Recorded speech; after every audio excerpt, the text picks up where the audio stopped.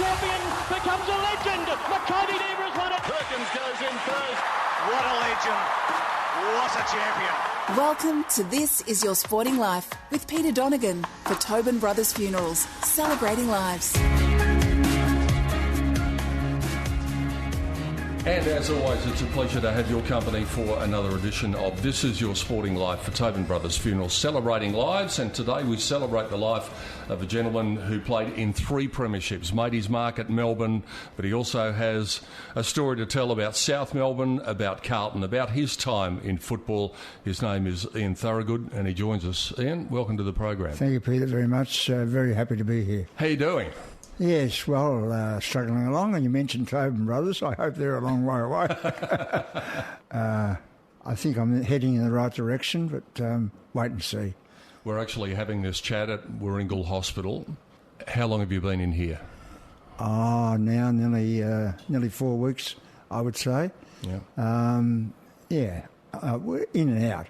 I do get time out, and I've been able to watch one of my grandsons play basketball on a Saturday, and another grandson who's connected to the AFL Wangaratta juniors playing a couple of practice games on a Sunday. So it's not as though you're in prison. You can get out the place, yeah, and that's good. And you've got family around you as we sit here and have this chat, so yes, that's always important. Family have been brilliant, and of course I am only allowed out if I've got carers, and both these 2 daughters, Tanya and Simone, have been absolutely brilliant in being carers when I need to go out, and taken me to cafes and spoilt me rotten, and so they should. Yeah, exactly right. What about the modern day game? What do you think of it? There's a lot of changes going on in footy at the moment. Yes, there is. I probably wouldn't get a kick. I reckon you would. It's very fast, as I see it. What do you reckon about the zoning that they're bringing in, where you've got to have 6 at one end, 6 in the middle, 6 at the other end? Do you think that'll work? I think it's a wait and see. I think it is crowded in the centre square, and I think from what I hear when I'm talking to various ex-players and so on, that it is accepted at the moment, and let's have a go. Opens it up, wait and see. Now, we talked about your history with a few clubs, and we'll get into that as the chat progresses, but who's your team? Oh, Melbourne's my team. God, I wouldn't go anywhere else other than the D's. But it's funny, when I was a kid and I got an invitation, I was only 16, and I didn't want to go there because I voted for Richmond. Mad Richmond supporter. My dad had played in many reserve games, and when I was invited and I fronted, I said to my dad, well, I don't want to go there. Why would I want to go there bouncing around with those guys? Anyway, he talked me into it, and I went with the attitude of, I'll come here and I'll spend a couple of weeks running around, and I was running around with some great, the Cordner, Dennis Cordner, Jeff McGiffin, great names in football, but I just clowned around, I suppose would be the way, until Jim Carble came up to me and said, look, I'm sorry, this is probably after a fortnight, we've had a good look at you, and we think that you're not up to it. And I quickly said to him, well, does that mean I can go to Richmond? But that wasn't on. They sent me down to the Albert Ground where the under-19s were, and that's where I started with them. And a great bunch of guys. We all worked together, and many of us went through, to play our first seconds reserves, as they had it, grand final, premiership, and then into 57 and, marched on. So before that premiership win in the reserves in 56, you said that you got there and you clowned around. Yeah. What changed your attitude? What made you more serious about your football? Very hard to say. I think probably Smithy, because I wasn't under Smithy until there was an incident where I was named as a emergency.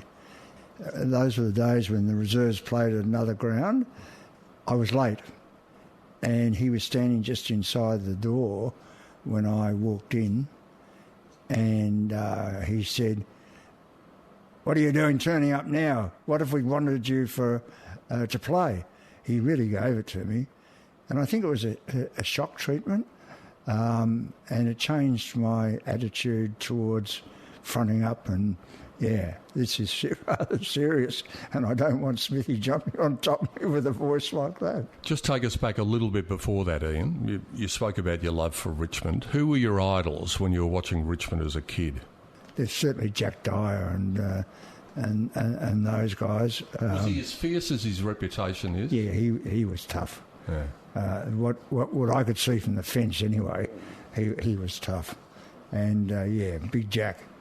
Everybody, he was everybody's idol, and go Tigers, that's for sure. Yeah, yeah. I got to shut up though, because that changed tremendously. Yes, my love for Melbourne, and the guys that, and I was able to have lunch with many of them last Thursday. There were 10 of us that all played together, and brought back a lot of memories, a lot of fun, a lot of laughter. Who were some of the names you got together with for lunch? Oh, God. Barras was there. Yeah. Barras, Brian Dixon, Hassan Mann, Clyde Laidlaw, John Lord, Frankie Davis, Dick Fenton-Smith, Big Tall Ruckman, and there were 2 missing. One was Bluey Adams, who's got a bit of a fight, similar to I have. Brian Keneally had a bowls commitment. So that's the local guys. So that would have made 12. Oh, Noel McMahon, captain of the premiership side. 56, yeah. Yeah, he was there, 56. Yeah. There's about 17 of us, 18 of us still left kicking around, telling each other how good we were. I've had a bit to do with Hasser over the years. Yep. He's just one of the great blokes of footy, isn't he? Hasser, yes. He half-forward flanker, captain of one of our premiership sides, I think. And a good guy, a really good guy, and has been involved in the club, trying to help the club to get itself up and running in the management area of the club. He's not doing it anymore, I don't think. Mm. When you played in that reserves premiership in 56, did that give you the hunger for more? Did it give you the hunger to succeed one level above that? Or was that what you were thinking at the time, or did you think that this might be about your level? I wasn't quite sure where I was going, because at the same time I was doing national service in the Navy, and I wasn't there for training. I trained down at Cerberus. There were a few guys down there that loved the footy, and the club was happy with that, as long as I fronted up to play each Saturday. So it was a mixed time for me. Great support from the club that I did national service, great support from the naval people who allowed me out every weekend to play reserves footy. I clearly remember, again, my dad was involved. The coach of the South Melbourne side was a guy by the name of Pee Wee Condon, and my dad said, look, he said, he's only a little bloke and he plays on the half-forward flank. He said, when they bounce the ball, run straight up his back and jump if the ball comes out to him, and he won't see him for the rest of the day. Well, funny enough, he was out a few metres in front of me. The ball was bounced, somebody kicked it up in the air, Pee Wee Condon went for it, and I jumped into his back, and I got a few kicks after that, which was very good for the rest of the game. Yeah, so, yeah, that was the start of it all, but it was mixed with the national service training as well. So how often would you train when you were at Cerberus? Was it a couple of nights a week? No, all the time. Yeah. It was good. They allowed us to have our footy, and I really can't remember the names of the guys that were there at the time, but many of them were involved with league clubs. I don't know that they got off as often as I did. I was allowed out every Friday night to get. It was what they called not a holiday train, a train that took everybody up and let us off at certain stations, and then we all had to be back at a certain time on the Sunday night. Yeah, it was good. So in some ways you might have been fitter than the guys who were playing down in Melbourne, because in those days it was only Tuesdays and Thursdays training, wasn't it? It was a couple of nights a week. I know, we were at it all the time, and plus the part of the naval training was fitness. So running here, running there, running everywhere. You didn't walk, you didn't just march. So you had that. Plus, they allowed us onto the oval, a good oval down there, kicking the footy to each other, and So I don't know how much it meant, because I didn't get to train with the reserves or seniors at Melbourne. That didn't really come until the next year, full on. So when that came, did you feel as though getting into the normal system of football, did you feel as though you maintained your fitness that you had from the Navy training, or did you feel as though that it might have dropped away a little bit? No, I think I was ready to go. I think the fitness level that I gained, running, put me in great stead to do what Norm Smith wanted with his senior side, and I was able to sort of, put myself in with the Hassamans and all those guys, Brasses and so on, to the level that they were at. And Norm was pretty demanding sort of a guy anyway, but it didn't all rely on running. There was football skill, handling the ball, marking, running, picking up, backing each other up. There was all the other things in footy, so I was able to handle that. Just coming forward to the modern day again, that's something that doesn't happen a lot at training these days, because the sports psychologists and the management people say, oh, no, you can't practice your kicking for goal. Well, surely that's one of the skills of the game. Well, I take what I see of it, and most of it I watch on television. I don't get the chance to go down the ground and watch what's happening. But to me, they're just jogging around. They run from here and they run from there, but not the way you would have to do it in the game. And Norm certainly planted into me, and I took it when I went coaching for about 6 or 7 years. As you train, you will play.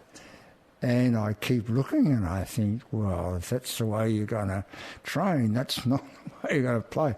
I would be changing the training, the way they train today, if I was involved. It'd be a different way.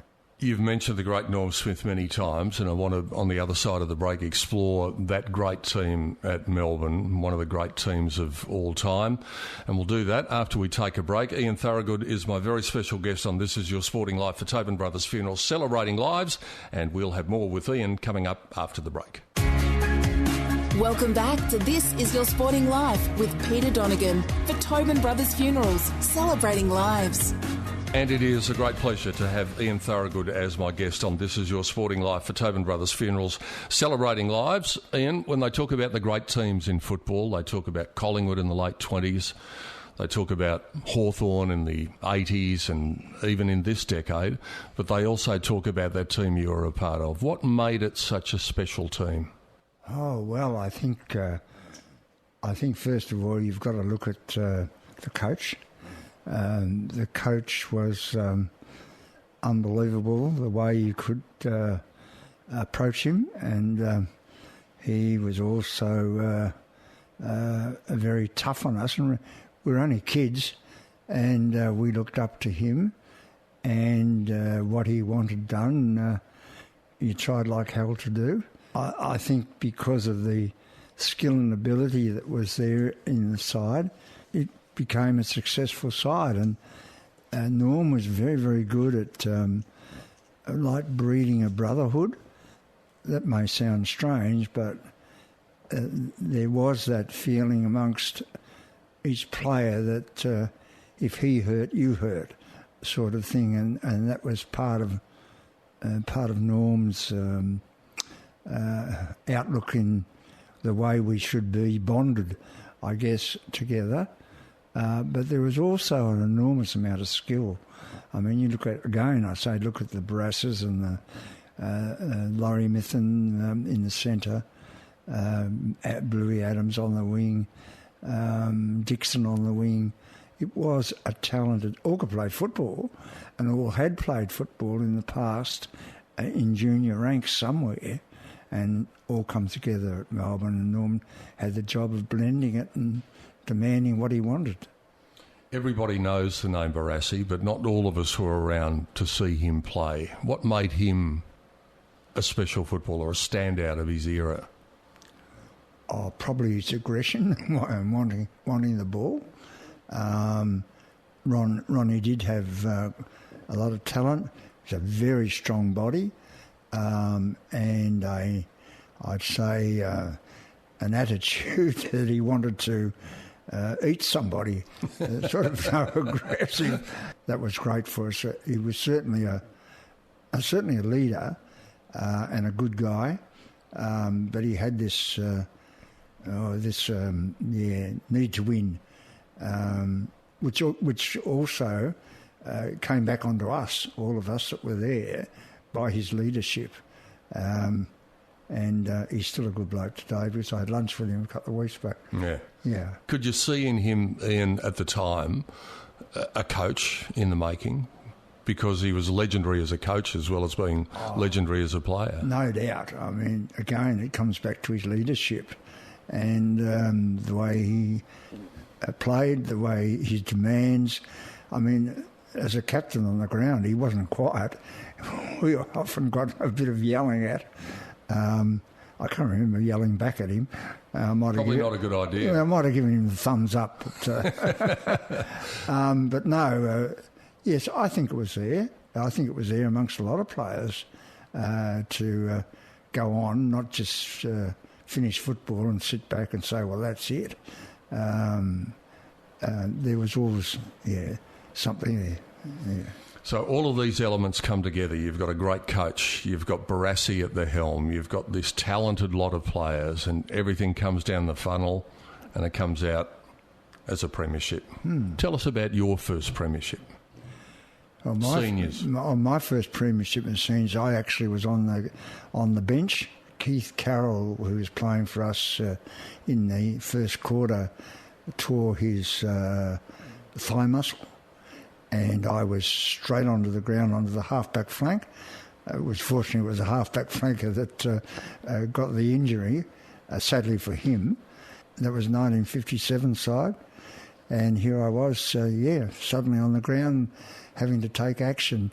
And frankly, I can't remember much about it. What do you remember about the celebrations when you've got your first premiership under your belt? Oh, unbelievable. I mean... I think, and it became tradition to go into the Melbourne Cricket Club members bar, and we had to walk around the bar and be congratulated by the cricket club members, and there'd be football club members amongst them as well, and they're handing us beers and singing a song, and that was really great. And then there was a dinner. And then all the wives joined us, and there was dancing, and really great celebrating times. Now, when you have this great team and you have this premiership, but that was into the premiership era for Melbourne, did the team kind of expect to win flags? Because not many teams do that.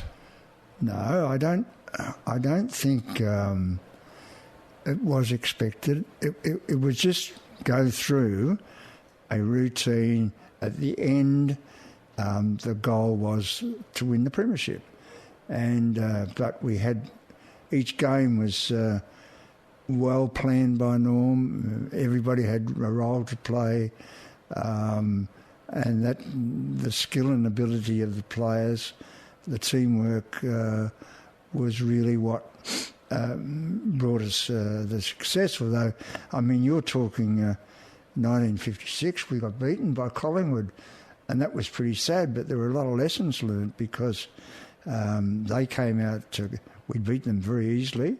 They came out aggressively. I played on Murray Wiedemann, and Murray was slightly in front of me, and as they bounced the ball, he threw his left hand back and hit me very low in the stomach to what sort of, underneath that. Very low in the stomach. Very low. Yes. And I spent the rest of the game trying to even up. And that's what happened with Ronnie as well. But Ronnie, instead of playing Ronnie's football, was trying to even up because of what happened. And it was other players as well. Mm. And we took our eye off the ball and they beat us, which was pretty sad. But I think it became a driving force to succeed and be forgiven by winning future premierships. Yes, and they got their revenge. Melbourne got their revenge in '64 against Collingwood in that famous grand final. Yeah, well, I'd gone. I was coaching then, and or learning to coach. I'd done everything I wanted to do. I was getting a bit of pressure from Waverley and the VFA, where I lived. They'd just come into the Victorian Football Association, and they wanted a playing coach, opening the door. Yeah, I thought it was time. I spoke to Norm at length, and he said, "It's your bloody decision, Thorough." Typically Norm. But I'll tell you what, whatever you do, I'll support you. And he did. And I had 7 very, very successful and happy years with the boys out at Waverley. But then the door opened to go elsewhere. Yeah. Now, was that a hard decision to make, though? Because you're going from the big time, and the VFA was pretty big in those days, but it certainly wasn't as big as the VFL. Was it a hard decision to step away and come down a rung, if you like? No, it was a challenge, I think, more. Having played in 4 grand finals for 3 premierships, what's next? Same old thing. But here was something new. It was a challenge. Financial benefit as well. Yeah, the door was open to coach and had a go at it, and had a great group of players out there as well, and success. Was the VFA as rough and tumble when you got there as it was around about the late 60s, early 70s? It was rough and tumble. Yeah. We actually got to a grand final against Port Melbourne, and Laurie Mithun was actually my ex-mate at Melbourne, was coaching Port Melbourne. He came towards the goals, and I thought, what the hell do I do? So I just went straight at him, and we both went up in the air, and a trainer came out and said to me, "Don't get up, Thorough, because they're after you and they'll flatten you and God knows what." The style of VFA football, was rough and tumble for sure. Mm. Yeah. Again, the Norm Smith relationship comes into play because you find yourself at South Melbourne, and that was a bit to do with Norm, wasn't it? Oh, yeah, very much so. I mean, I was shocked because I had we had beaten Port Melbourne. We weren't expected to beat Port Melbourne in a Division 1 premiership, remembering that Waverley had come in at the bottom of the 2nd division, and we got up to 1st division to play Port. Norm had called me a couple of times because he'd listened to it on radio and given me a few hints. But then it was quite interesting. I had put in my notice of retirement, and it was on a Thursday. I'll never forget it. It was announced early Thursday morning in the press that I had resigned, and lo and behold, I reckon around 8 o'clock in the morning, I got a phone call from Norm saying, "So you've finished with your football?" I said, "Well, I've finished, yes, Norm. I need a rest. It seemed to be continuous." He said, "I've got something I want to talk to you about, but I can't talk over the phone. Where are you at home?" And I lived at Waverley, and of course he lived over in Coburg. And I said, "Yes, Norm." He said, "I'll be there in an hour." And he actually drove over, and we sat down, and he said, "Look, I've got this proposition from South Melbourne to be their coach. I don't think I've got the legs to do the running. I'll take the the view of coach, but individually working on players, and I want you to follow out my instructions as a sort of group coach, running football, as we said before, practice matches and things like that. And that's how it worked. And God love him, here we are. I think we got South Melbourne up into the finals for the first time in 40 years, I think it was. 1970. Bobby Skilton's one and only final. Yes, Skilts was a great player for us. John Rantel, a great... there was a fellow, Ruckman, and I believe Freddie Way.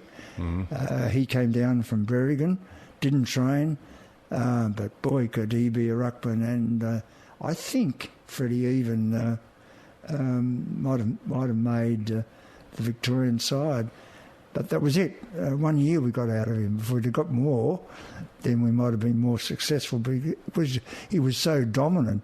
And if you ask Skilts at Roving, of course he was. That's what made Skilts the player that he was in that year. I reckon Freddie Way might have been number 30 as well. Somewhere in the back of my memory, I see him tall, dark hair, number 30. Another bloke called Peter Bedford there at the time. Oh, yeah, I was going to... You come, Peter Bedford, John Rantel. Yeah. Look, they were a great group of guys, and I still reckon we could have gone on with it, but we didn't. We failed by a point or two. We were in front at half-time. I'm talking about the first semi, but we fell apart a little bit and we didn't make it, but we were ready for the following year. Yeah, but again, people then knew that we were something to be reckoned with and probably prepared better. Well, there was still one more club that was going to beckon you at the big time, and that was Carlton, and we'll find out about that when we come back on the other side of this break. Ian Thorogood is my guest. Hope you're enjoying this edition of This Is Your Sporting Life for Tobin Brothers Funeral, celebrating lives. More coming up after the break. Welcome back to This Is Your Sporting Life with Peter Donegan for Tobin Brothers Funerals, celebrating lives. It is indeed a pleasure to have Ian Thorogood as my guest on This Is Your Sporting Life for Tobin Brothers Funeral, celebrating lives. We were chatting in the break. There's a connection. James McLeod is the man at Tobin Brothers who is a great driving force behind this program, and there's a connection between the McLeod family and yourself. Yes, James' father was the secretary of the Waverley Football Club as it was born, and worked with me. I didn't do it myself. He had a wonderful background at St Kilda as an administrator, and he lived in Waverley, and we were lucky to get him. And the things that he was able to do that I wanted from a administrative point of view was absolutely fantastic. James, I think, is managing director of he is. And McLeod is looking after me, and I spoke to him on the telephone the other day. He's a good guy. Sounds like his father. Oh, well, it's great that there's that connection that brings us together for the program today. Now, we talked about the time at South Melbourne. Let's move on to your time at Carlton. How did you come to be at Carlton? Jack Rout, who's a great Carlton name, bumped into Marge Smith in the street somewhere at Coburg, and they were chatting, and he happened to say to her, "Oh, we're looking for somebody to coach our juniors. It's about time to rebuild." And he said, we can't find anybody. And she said, "Well, why don't you ring Ian Thorogood? I know that he's doing nothing at this stage, and whether he wants to or not is another issue." So the next thing, I got a call from Jack to have a meeting with them, and their plan was to bring in a number of 16, 17-year-olders, because the senior side, some of them were getting to the stage not going on with it, not being able to help Carlton. And Big Nick was going to concentrate on the 25, 26, and I had to breed and have ready this group of kids to step up from reserves football, and you know the names like Jimmy Buckley, Wayne Harms, Katoggio. There was about 18 of them, and slowly a number of them got up. I was thrilled because I felt like Norm bringing kids into football, and I don't have to talk about the success of those kids. They really did something for Carlton. However, there was a bit of a shock treatment for me because in the opening game, which was to be played against Collingwood, all the jumpers, they were supposed to have a function on the Tuesday night, and every player was to receive a jumper presented by the president.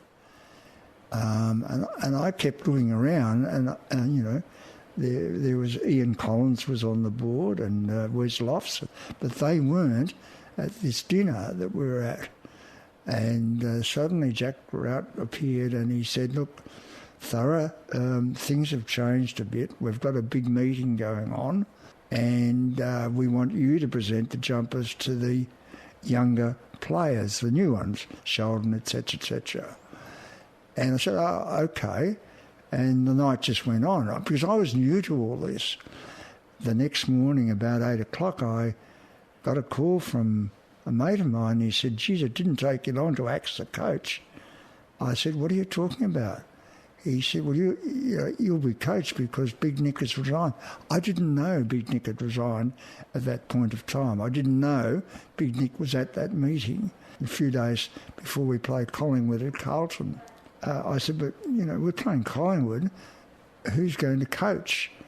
And this big Jack Rout put his arm around my neck and said, "You are." And I said, "No, I'm not. I don't want to coach. I've been through that little mill." He said, "Well, you're going to have to do it because we've got nobody else." And I said, "No, I've got a plan. I'll talk to Alex Jezelenko." I had a few days to do that. I knew Alex had a cafe down in Burgundy Street. And I said, maybe he can coach, he can be coach, and I'll just help him as an off the ground. "Well, what do you think you're doing, running the club?" And I said, "No, I don't. But I've got a bunch of kids that ideally have worked with that I want to coach in the reserves," and reserves were playing curtain raisers. They wouldn't have a bar of it. I did go and see Alex, and he said no. He didn't want to do it. And so I coached the kids, and God bless them, they were fantastic, and they won, and I'll never forget it. And then I went on and coached the seniors. But then the pressure went on to coach, and I didn't want to. So I was a non-playing interim coach for 7 weeks, and we won 7 games in a row, with the help of the players, of course. And they approached me and said, "Look, we can't go on in this style. We just can't have a sort of..." We agreed I'd do it for the rest of the year, and that was announced, and we lost the next 4 games. It was a mad time, but we did go on. We finished on top of the ladder. You got them to within a kick of a grand final, didn't you? Well, we played my mate Barassi, North Melbourne. If we'd have won that game, we would have played Hawthorn, who we had beaten twice anyway. But Ronnie was on a walk stick because he'd been in a car accident, and I heard him yelling at them at three-quarter time speech. We were in front. But anyway, at the end of the day, you can't change history. We had 9 more scoring shots and got beaten by a point. But you must have taken great pride, Ian, in what happened after that, because 79, 81, 82, that Carlton team that you formed the nucleus of in lots of ways, with those kids that you coached, went on to become another great team. So you must have felt a lot of pride about that. Oh, look, I did. I wouldn't say it was pride. I loved the bunch of kids. For the way they approached their footy and the way they stepped up, and to see them in that grand final knocking the ball from the boundary, the two of them, knocking the ball from the boundary line, the goal coming from that. And you do realise you're talking to a Collingwood supporter when you bring that up? Yeah, I didn't. Yeah, well, I didn't like. You don't care, do you? Don't care. Really. The more we kick Collingwood, the better. Gee, we were getting along so well too, man. No, great bunch of kids, and they went on to success, and some opportunities were there for me, and so I stepped back from the coaching role, and I think Alex Jezelenko took over for a year or two, and look, it was great at Carlton. Footy's been a truly wonderful place, ups and downs. I would not change anything that I've been involved with or done because I've always thought it was right and tried to take the right steps. And most certainly, whenever we played Collingwood, we had to win. And we did. Righto, I think we have to take a break now after all of that. I can't take any more of this. We're just about out of time. Yeah. But we'll take our final break and we'll come back and wrap things up with Ian Thorogood on the other side of the break on This Is Your Sporting Life for Tobin Brothers Funerals, celebrating lives. Welcome back to This Is Your Sporting Life with Peter Donegan for Tobin Brothers Funerals, celebrating lives. Our final segment with Ian Thorogood on This Is Your Sporting Life for Tobin Brothers Funerals, celebrating lives. Ian, we've made up during the break after all those terrible things that you had to say about Collingwood. No regrets, you mentioned that, no regrets about your time in footy? I don't think so. If I've got a regret at all, there is an underflowing thing that I was sacked by Carlton, which is untrue. Carlton knew that I wanted to go back to Melbourne, and the opportunity, Melbourne had spoken to me, naughty boys, they shouldn't have, about going back there, and eventually I did as assistant coach to Dennis Jones. But there was no way that Carlton said, "Thorough, you're sacked." And a lot of people believe that did happen, and it's totally untrue.